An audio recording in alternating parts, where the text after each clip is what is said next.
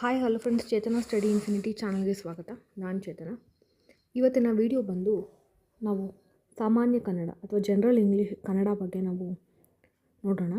So ಇವತ್ತಿನ ವಿಡಿಯೋದಲ್ಲಿ ನಾವು ಸ್ವಲ್ಪ ಬೇಸಿಕ್ಸ್ನ ನಾವು ಕವರ್ ಮಾಡ್ತೇವೆ. ಸೊ ಈ ಟಾಪಿಕ್ಸು ಎಲ್ಲೆಲ್ಲಿ ಯೂಸ್ಫುಲ್ ಆಗುತ್ತೆ ಅಂತಂದರೆ, ನಾನು ಹೇಳಿದಾಗೆ ಆಲ್ರೆಡಿ ಕಡ್ಡಾಯ ಕನ್ನಡ ಪತ್ರಿಕೆ ಯಾವುದು KPCಯಿಂದ ನಡೆಸುವಂಥ ಎಲ್ಲ ಎಕ್ಸಾಮ್ಸ್ಗೆ ಕಡ್ಡಾಯ ಕನ್ನಡ ಪತ್ರಿಕೆ ಯೂಸ್ಫುಲ್ ಆಗುತ್ತೆ. ಹಾಗೆ ನಿಮಗೆ ಪೇಪರ್ 2 ಕಮ್ಯುನಿಕೇಷನ್ ಪೇಪರ್ 2 ಬರುತ್ತೆ ಅಲ್ಲ, ಫಾರ್ ಎಕ್ಸಾಂಪಲ್ PDO ಅಥವಾ ವಿಲೇಜ್ ಅಕೌಂಟೆಂಟ್, ಈ ಎಕ್ಸಾಮ್ಸ್ಗೆ ಸದ್ಯದಲ್ಲೇ ಇರುವಂಥ ಎಕ್ಸಾಮ್ಸ್ಗೆ ಈ ವಿಡಿಯೋಸ್ ಹೆಲ್ಪ್ ಆಗುತ್ತೆ. ಇನ್ನು FDA STA ಸಿಲೆಬಸ್ಸು ಇದೇ ಇದೆ. ಸೊ ಹಾಗಾಗಿ ಕನ್ನಡ ಅನ್ನೋದು ಭಾಳ ಇಂಪಾರ್ಟೆಂಟ್ ಕಾಂಪೊನೆಂಟ್ ಆಗಿದೆ ಪ್ರತಿಯೊಂದು ಎಕ್ಸಾಮ್ನಲ್ಲಿ. ಸೊ ಇದನ್ನು ನಾವು ಭಾಳ ಗಮನ ಇಟ್ಟು ಶ್ರದ್ಧೆಯಿಂದ ಓದಬೇಕಾಗತ್ತೆ. ಇನ್ನು ಯಾರ್ಯಾರು ನನ್ನ ಚಾನಲ್ಗೆ ಸಬ್ಸ್ಕ್ರೈಬ್ ಆಗಿಲ್ವೋ ದಯವಿಟ್ಟು ಸಬ್ಸ್ಕ್ರೈಬ್ ಆಗಿ ಅಂತ ಹೇಳ್ತೇನೆ. ಯಾಕಂದರೆ ನಾನು ಕನ್ನಡ ಫುಲ್ ಪೋರ್ಷನ್ಸ್ನ ನಾನು ಪ್ರತಿದಿನ ಆದಷ್ಟು ಸಿಲೆಬಸ್ನ ಕವರ್ ಮಾಡಿ ನಾನು ಒಂದೊಂದು ವೀಡಿಯೋನ ಆ್ಯಡ್ ಮಾಡೋಣ ಅಂತ ಇದ್ದೀನಿ. ಹಾಗಾಗಿ ನೀವು ಸಬ್ಸ್ಕ್ರೈಬ್ ಆದರೆ ನಿಮಗೆ ಬೆಲ್ ನೋಟಿಫಿಕೇಷನ್ ಹಾಕಿದ್ರೆ ನಿಮಗೆ ಇಮಿಡಿಯೇಟ್ಲಿ ನಿಮಗೆ ನೋಟಿಫಿಕೇಷನ್ ಬರುತ್ತೆ. ಓಕೆ, ಹಾಗೆ ಈ ವಿಡಿಯೋಗೆ ಒಂದು ಲೈಕ್ ಕೊಡಿ. ನಿಮಗೆ ಇನ್ನೇನಾದ್ರು ಡೌಟ್ ಇದ್ದರೆ ಕಮೆಂಟ್ ಸೆಕ್ಷನಲ್ಲಿ ಕಮೆಂಟ್ ಮಾಡಿ. ಹಾಗೆ ನಾವು ಈ ವಿಡಿಯೋವನ್ನು ಶುರು ಮಾಡೋಣ. ಸೊ ಮೊದಲನೇದಾಗಿ ವ್ಯಾಕರಣ ಶುರು ಆಗೋದಕ್ಕೆ ಮುಂಚೆ ನಾವೊಂದು ಒಂದು ಕಿರು ಪರಿಚಯ ನೋಡೋಣ. ಸೊ ಮಾತು ಮೊದಲು, ಲಿಪಿ ಬರಹ ಆಮೇಲೆ. ಸೊ ಮೊದಲು ಯಾವುದೇ ಒಂದು ಭಾಷೆ ಬರಬೇಕಾದ್ರೆ ಮೊದಲು ಅದ್ರ ಮಾತು ಬರುತ್ತೆ, ಆಮೇಲೆ ಬರೋದು ಲಿಪಿ ಅಂದರೆ ರಿಟರ್ನ್ ಫಾರ್ಮಲ್ಲಿ ಬರುತ್ತೆ. ಸೊ ಹಾಗಾಗಿ ಭಾಷೆ ಮೊದಲು ಬರುತ್ತೆ, ಆಮೇಲೆ ವ್ಯಾಕರಣ ಬರುತ್ತೆ, ಛಂದಸ್ ಬರುತ್ತೆ, ಅಲಂಕಾರ ಎಲ್ಲ ಆಮೇಲೆ ಬರೋವಂಥ ವಿಷಯಗಳು.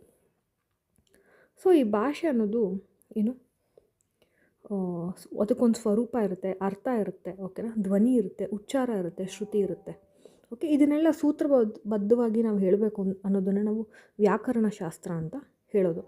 ಸೊ ಈ ವ್ಯಾಕರಣ ಶಾಸ್ತ್ರವನ್ನು ಯಾರ್ಯಾರು ನಮಗೆ ಹೇಳ್ಕೊಡ್ತಾರಲ್ಲ ಅವ್ರನ್ನೇ ನಾವು ವ್ಯಾಕರಣಕರು ಅಂತ ನಾವು ಹೇಳ್ತೇವೆ. ಅವರೇನು ಮಾಡ್ತಾರೆ ಅಂದರೆ ಕಾವ್ಯ ರಚನೆ ಮಾಡ್ತಾರೆ, ಕಾವ್ಯದ ಸೌಂದರ್ಯವನ್ನು ಜಾಸ್ತಿ ಮಾಡ್ತಾರೆ, ಒಂದು ಸ್ವರೂಪವನ್ನು ಕೊಡ್ತಾರೆ. ಅದಕ್ಕೆ ಒಂದು ಛಂದಸ್ಶಾಸ್ತ್ರ ಅಂತ ಬರುತ್ತೆ. ಹಾಗೆ ಕಾವ್ಯ ದೇವಿಯನ್ನು ಶಬ್ದ ಅರ್ಥ ಅಲ್ಲಿ ನಾವು ಬಹಳ ಅರ್ಥಪೂರ್ಣವಾಗಿ ನಾವು ನಮ್ಮ ಕಾವ್ಯನ ನಾವು ಹೇಳ್ಬೋದು. ಹಾಗೆ ಈ ಶಬ್ದಗಳಲ್ಲಿ ನಾವು ಅಲಂಕಾರಗಳನ್ನ ನಾವು ಬಳಸ್ಬೋದು. ಅದನ್ನು ನಾವು ಅಲಂಕಾರ ಶಾಸ್ತ್ರ ಅಂತ ನಾವು ಹೇಳ್ತೇವೆ.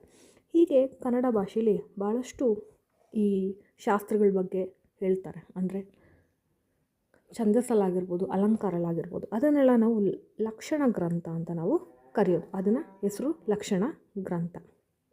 ಸೊ ಈ ಕನ್ನಡ ಭಾಷೆ ಅನ್ನೋದು ಒಂದು ಬಹಳ ಪ್ರಾಚೀನವಾದದ್ದು. ಹಾಗೆ ಒಂದು ದ್ರಾವಿಡ ಭಾಷೆಯಲ್ಲಿ ಕನ್ನಡವೂ ಸಹ ಒಂದಾಗಿದೆ. ಈ ಕನ್ನಡ ಭಾಷೆಯನ್ನು ಹಳೆಗನ್ನಡ ಎಂದು ಕರಿತಾ ಇದ್ವಿ. ಸೊ ಈ ಹಳೆಗನ್ನಡ ಕವಿತೆಯಲ್ಲಿ ಮೊದಲನೇದಾಗಿ ಇಮ್ಮಡಿ ನಾಗವರ್ಮ ಅವರು ಹೇಳ್ತಾರೆ. ಹಳೆಗನ್ನಡದಲ್ಲಿ 2ನೇ ನಾಗವರ್ಮ ಇವರ ಕಾಲ ಒಂದು 1145 ಅಂದರೆ 1145. ಅವರು ಕರ್ನಾಟಕ ಭಾಷಾಭೂಷಣ ಕಾವ್ಯಾವಲೋಕನ ಶಬ್ದಸ್ಮೃತಿ ಅನ್ನೋ ಒಂದು ಲಕ್ಷಣ ಗ್ರಂಥವನ್ನು ರಚಿಸ್ತಾರೆ. ಓಕೆ, ಸೊ ಹಾಗೆ ಕರ್ನಾಟಕ ಭಾಷಾಭೂಷಣ ಒಂದು ವ್ಯಾಕರಣ ಗ್ರಂಥ, ಇದು ಸಂಸ್ಕೃತದಲ್ಲಿ ಇದೆ. ಓಕೆ, ಕನ್ನಡ ಸಂಸ್ಕೃತದಷ್ಟೇ ಮಹತ್ವವಾಗಿತ್ತು. ಹಾಗೆ ಕಾವ್ಯಾವಲೋಕನ ಗ್ರಂಥ ವ್ಯಾಕರಣಗಳಲ್ಲದ ಛಂದಸ್ಸು, ಅಲಂಕಾರಣ ಎಲ್ಲನೂ ಇತ್ತು. ಅದರ 1ನೇ ಭಾಗವೇನು ಶಬ್ದಸ್ಮೃತಿ ಅದೊಂದು ವ್ಯಾಕರಣ ಶಾಸ್ತ್ರ ಗ್ರಂಥ. ಶಬ್ದಸ್ಮೃತಿ ಅನ್ನೋದು ವ್ಯಾಕರಣ ಶಾಸ್ತ್ರ ಗ್ರಂಥ. ಇದು ಸಂಧಿ ಸಮಾಸ ನಾಮ ಈ ವಿಷಯಗಳ ಹಳೆಗನ್ನಡದಲ್ಲಿ ಹೇಳ್ತಾರೆ. ಸೊ ಮೊದಲನೇದಾಗಿ ಬರೋದು ಯಾರು ಅಂದರೆ ಇಮ್ಮಡಿ ನಾಗವರ್ಮ. ಓಕೆ, 2ನೇ ನಾಗವರ್ಮ. ಇದಾದಮೇಲೆ 2ನೇ ಗ್ರಂಥ ಬರೋದು ಯಾರದು ಅಂದರೆ ಕೇಶಿರಾಜ. ಅವ್ರದ್ದು ಬರೋದು 1260 ಅಲ್ಲಿ ಬರುತ್ತೆ.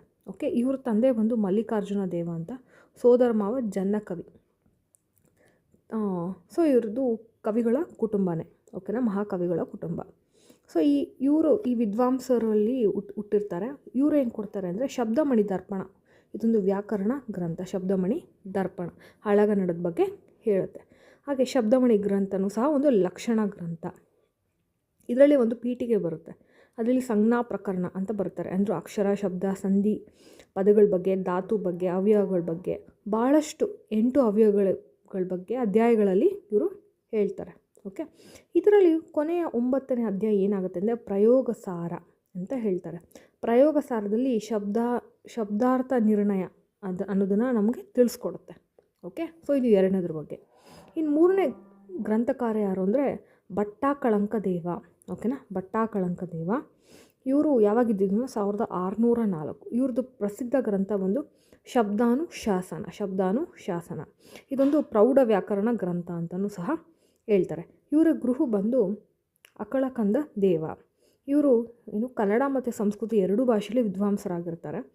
ಈ ಭಟ್ಟಕಳಂಕ ಅವರೇನು ಸಂಸ್ಕೃತದಲ್ಲಿ ಶಬ್ದಾನುಶಾಸನ ಲಕ್ಷಣ ಗ್ರಂಥ, ಕನ್ನಡ ವ್ಯಾಕರಣದ ಬಗ್ಗೆ, ಸ್ತೋತ್ರಗಳ ಬಗ್ಗೆ ಅದನ್ನೆಲ್ಲ ತಿಳಿಸ್ಕೊಡ್ತಾರೆ. ಸೊ ಒಟ್ಟಿನಲ್ಲಿ ಹೇಳ್ದಂತೇನು, ನಾಗವರ್ಮನ ಶಬ್ದಶ್ರುತಿ ಮತ್ತು ಕರ್ನಾಟಕ ಭಾಷಾಭೂಷಣ, ಕೇಶಿರಾಜನ ಶಬ್ದಮಣಿ ದರ್ಪಣ, ಭಟ್ಟಾಕಳಂಕನ ಶಬ್ದಾನುಶಾಸನ, ಈ 3 ಗ್ರಂಥಗಳು ಏನು ಹೇಳುತ್ತೆ, ನಮ್ಮ ಕನ್ನಡದಲ್ಲಿ ಕಾವ್ಯ ರೂಪಗಳ ಬಗ್ಗೆ, ಪ್ರಾಚೀನ ಗ್ರಂಥಗಳಲ್ಲಿ ಹೇಗಿತ್ತು ಇದ್ರಗಳ ಬಗ್ಗೆ ಹೇಳುತ್ತೆ. ಹಾಗೆ ಇದರಿಂದ ನಮಗೆ ಹೊಸಗನ್ನಡದಲ್ಲಿ ವ್ಯಾಕರಣ, ಛಂದಸ್ಸು, ಅಲಂಕಾರ ಅದ್ರ ಬಗ್ಗೆ ಎಲ್ಲ ನಾವು ತಿಳ್ಕೊಳ್ಬೋದು. ಓಕೆ, ಸೊ ಇಷ್ಟು ಹಿಸ್ಟ್ರಿ ಅಂತ ನಾನು ಹೇಳ್ತೇನೆ ಕನ್ನಡ ಭಾಷೆ ಬಗ್ಗೆ. ಇದಾದಮೇಲೆ ನಾವು ಡೈರೆಕ್ಟ್ ಸಿಲೆಬಸ್ಗೆ ಬಂದುಬಿಡೋಣ, ಗ್ರಾಮರ್ಗೆ. ಓಕೆ, ಸೊ ಮೊದಲನೇದು ಬಂದು ಕನ್ನಡ ವರ್ಣಮಾಲೆ. ಓಕೆ, ನಾವು ಸಾಹಿತ್ಯನೇ ಬೇರೆ ಕ್ಲಾಸಸ್ ಮಾಡೋಣ, ಗ್ರಾಮರೇ ಬೇರೆ ಇದು ಮಾಡೋಣ. ಇದು ಸುಮ್ಮನೆ ಇಂಟ್ರೊಡಕ್ಷನ್ ನಾನು ಕೊಟ್ಟಿರೋದು. ಓಕೆ, ಸೊ ಮೊದಲನೇದಾಗಿ ನಾವು ಗ್ರಾಮರ್ ಪಾರ್ಟ್ನ ನಾವು ಕಂಪ್ಲೀಟ್ ಮಾಡ್ಕೊಂಬಿಡೋಣ. ಸೊ ಗ್ರಾಮರಲ್ಲಿ ನಾವು ವರ್ಣಮಾಲೆ ಎಲ್ಲ ತಿಳ್ಕೊಳ್ಬೇಕಾಗತ್ತೆ. ಸೊ ಈ ವರ್ಣಮಾಲೆಯಲ್ಲಿ ಅಂದ್ರೇನು, ಅಕ್ಷರಗಳಿರ್ತವೆ. ಓಕೆನಾ, ಸೊ ಅಕ್ಷರದಿಂದ ನಾವು ಪದ ಮಾಡ್ತೇವೆ ಅಲ್ವಾ. ಸೊ ನಮ್ಮ ಕನ್ನಡ ವರ್ಣಮಾಲೆಯಲ್ಲಿ ಎಷ್ಟು ಅಕ್ಷರಗಳಿದ್ದಾವೆ ಅನ್ನೋದು ನೋಡೋಣ. ಒಟ್ಟಿಗೆ 49 ಅಕ್ಷರ ಇದೆ ಕನ್ನಡದಲ್ಲಿ. ಓಕೆನಾ, ಇದನ್ನು ವರ್ಣಮಾಲೆ ಅಥವಾ ಅಕ್ಷರಮಾಲೆ ಅಂತ ಹೇಳ್ತೀವಿ. ಸೊ ನಮ್ಮೆಲ್ಲರಿಗೂ ಗೊತ್ತು, ಆ ಇಂದ ಅವುವರೆಗೂ ನಾವು ಸ್ವರಗಳು ಅಂತ ಹೇಳ್ತೀವಿ. ಹಾಗಾಗಿ ಈ ಸ್ವರಗಳು ಎಷ್ಟು, 13 ಸ್ವರಗಳು ಬರುತ್ತೆ. ಓಕೆನಾ, ಆ ಸ್ವರಗಳಿಂದನೇ ನಾವು ಅಮ್ಮ, ಆಡು, ಇರುವೆ, ಈಶ್ವರ, ಉರಗ, ಊಟ ಈ ಥರ ಶಬ್ದಗಳನ್ನ ನಾವು ಬಳಸ್ತೇವೆ.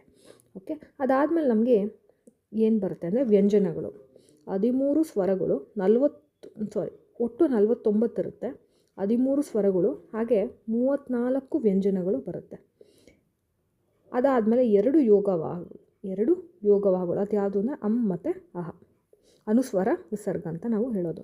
ಈ 34 ವ್ಯಂಜನಗಳಲ್ಲಿ ಕಕ್ಕ ಗಗನ ಅನ್ನೋದ್ರೆ ಕ ವರ್ಗ, ಚ ವರ್ಗ, ಟ ವರ್ಗ, ಟ ವರ್ಗ ಮತ್ತು ಪ ವರ್ಗ. ಅದಾದಮೇಲೆ ಯಾ ಇಂದ ಲಾವರೆಗೂ ಇಷ್ಟನ್ನು ನಾವು ವ್ಯಂಜನಗಳು ಅಂತ ನಾವು ಹೇಳೋದು. ಓಕೆ, ಸೊ ಇನ್ನು ಸ್ವರಗಳಲ್ಲಿ ಬಂದರೆ 3 ಥರ ಬರುತ್ತೆ. ಒಂದು ಹಸ್ರ ಸ್ವರ, ದೀರ್ಘ ಸ್ವರ ಮತ್ತು ಪ್ಲುತ ಸ್ವರ. ಈ ಸ್ವರ ಅಂದರೆ ಏನು ಅಂದರೆ ಓವಲ್, ಇಂಗ್ಲೀಷಲ್ಲಿ ಹೇಳ್ದಂಗೆ ಸ್ವತಂತ್ರವಾಗಿ ನಾವು ಉಚ್ಚರಿಸ್ತೀವಿ. ಓಕೆನಾ, ಅದರಲ್ಲಿ ಹ್ರಸ್ವಸ್ವರ ಅಂದರೆ ಒಂದು ಮಾತ್ರೆ, ಅಂದರೆ ಸ್ವಲ್ಪ ಧ್ವನಿಯಲ್ಲಿ ನಾವು ಹೇಳೋದನ್ನು ನಾವು ಹಸ್ವಸ್ವರ ಅಂತ ಹೇಳೋದು. ಉದಾಹರಣೆಗೆ ಆ, ಇ, ಉ, ರು, ಎ, ಔ. ಇನ್ನು ದೀರ್ಘ ಸ್ವರ ಅಂದರೆ 2 ಮಾತ್ರ ಕಾಲದಲ್ಲಿ, ಅಂದರೆ ಸ್ವಲ್ಪ ದೀರ್ಘವಾಗಿ ನಾವು ಹೇಳ್ತೇವೆ. ಹಾಗಾಗಿ ಇದನ್ನು ದೀರ್ಘ ಸ್ವರ ಅಂತ ಹೇಳೋದು. ಆ, ಇ, ಉ, ಎ, ಐ, ಔ ಆಗುತ್ತೆ. ಇನ್ನು ಪುತ್ತ ಸ್ವರ ಅನ್ನೋದು 3 ಮಾತ್ರ ಗಣದಲ್ಲಿ ಉಚ್ಚರಿಸ್ತೇವೆ. ಎಕ್ಸಾಂಪಲ್, ಅಕ್ಕ, ಅಮ್ಮ, ದೇವರೇ, ಮಕ್ಕಳಿರ ಅಂತ ಹೇಳ್ತೀವಲ್ಲ, ಅದನ್ನೆಲ್ಲ ನಾವು ಪ್ಲುತ ಸ್ವರ ಅಂತ ನಾವು ಹೇಳೋದು. ಓಕೆ, ಇನ್ನು ನೆಕ್ಸ್ಟು ವ್ಯಂಜನಗಳು ಹೇಗೆ ನಾವು ಉಚ್ಚರಿಸ್ತೀವಿ ಅಂದರೆ ಸ್ವರಗಳ ಸಹಾಯ ಇಲ್ದಿರ ನಾವು ವ್ಯಂಜನನ ನಾವು ಉಚ್ಚರಿಸೋಕ್ಕಾಗಲ್ಲ. ಓಕೆ, ಸೊ ಸ್ವರಗಳ ಸಹಾಯದಿಂದ ನಾವು ಉಚ್ಚರಿಸಿದ್ರೆ ಅದನ್ನು ವ್ಯಂಜನಗಳು ಅಂತ ನಾವು ಹೇಳೋದು. ಸೊ ಇದರಲ್ಲಿ ವರ್ಗೀಯ ವ್ಯಂಜನ ಮತ್ತು ಅವರ್ಗೀಯ ವ್ಯಂಜನ ಅಂತ ಬರುತ್ತೆ. ವರ್ಗೀಯ ವ್ಯಂಜನ ಯಾವುದು ಅಂತ ಅಂದರೆ ಕ ವರ್ಗ, ಚ ವರ್ಗ ಅವೆಲ್ಲ ನೋಡಿದ್ವಲ್ಲ, ಅವೆಲ್ಲ ವರ್ಗೀಯ ವ್ಯಂಜನ. ಇನ್ನು ಅವರ್ಗೀಯ ಬಂದು ಯಾವುದು ಅಂದರೆ ಯಾ ಇಂದ ಳವರೆಗೂ ನಾವು ನೋಡಿದ್ದು. ಸೊ ಈ ವರ್ಗೀಯ ವ್ಯಂಜನ ಅಲ್ಲಿ ನಾವು 3 ಥರ ಮಾಡ್ಕೊಳ್ಬೋದು. ಯಾವುದು ಅಂದರೆ ಅಲ್ಪಪ್ರಾಣ, ಮಹಾಪ್ರಾಣ ಮತ್ತು ಅನುನಾಸಿಕ. ಈ ಅಲ್ಪಪ್ರಾಣ ಅಂದರೆ ಕಡಿಮೆ ಉಸಿರಿಂದ ನಾವು ಉಚ್ಚರಿಸೋದು. ಓಕೆ, ಅಂದರೆ ಮೊದಲನೇದರಲ್ಲಿ ಕ, ಗ ಬರಿ. ಓಕೆನಾ, ಸೊ ಹಾಗಾಗಿ 1 ಮತ್ತು 3. ಓಕೆನಾ, 1 ನಿಮಿಷ. ಸೊ 1 ಮತ್ತು 3ನೇದು ಬರುತ್ತೆ, 3ನೇ ವ್ಯಂಜನ.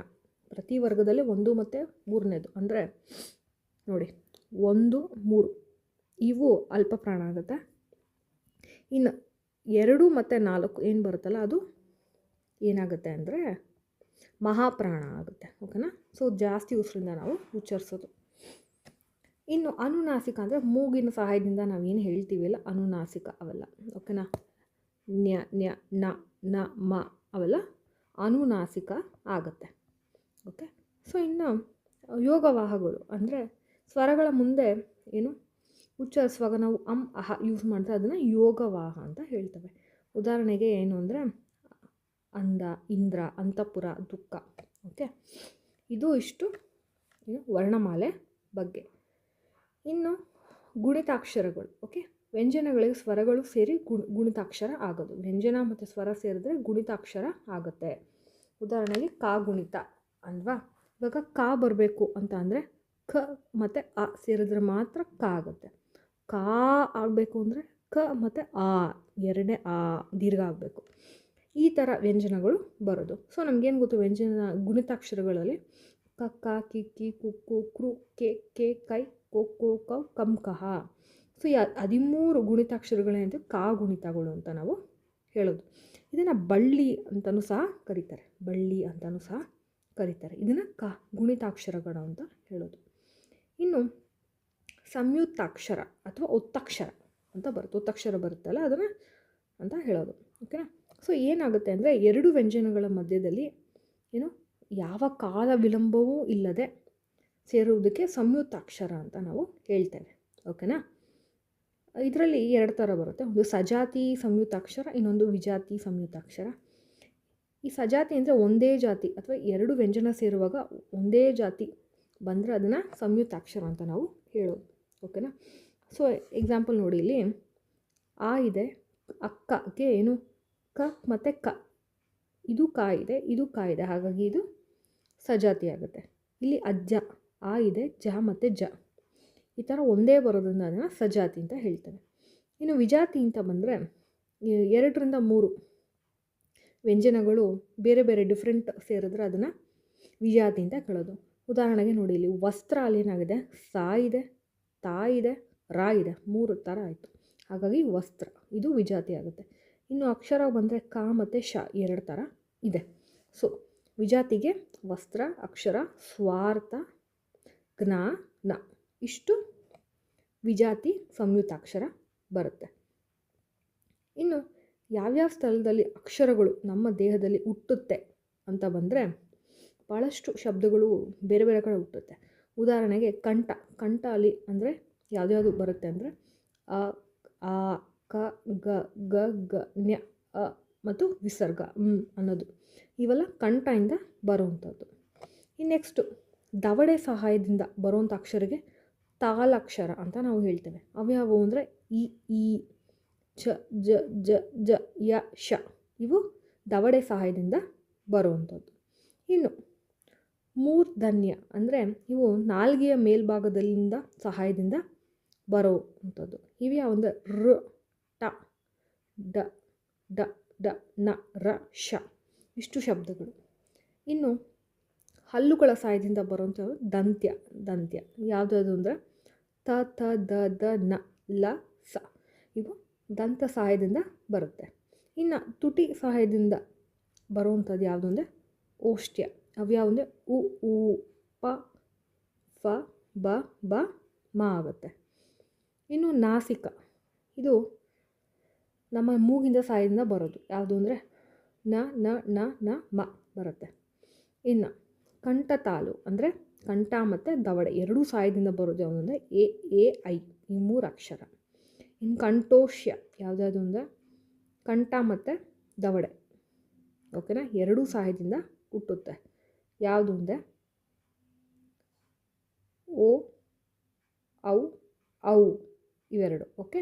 ದಂತೋಷ್ಟ, ದಂತ ಮತ್ತು ತುಟಿ ಯಾವುದಂದರೆ ವ, ವ ಅಕ್ಷರ ಅಲ್ಲು ಅಂತ ಬರುತ್ತೆ. ಅನುಸ್ವರ, ಕಂಠ ಮತ್ತು ನಾಸಿಕ ಮೂಗಿಂದ ಸಹಾಯ ಆಗೋದು ಅನುಸ್ವರ ಆಗುತ್ತೆ.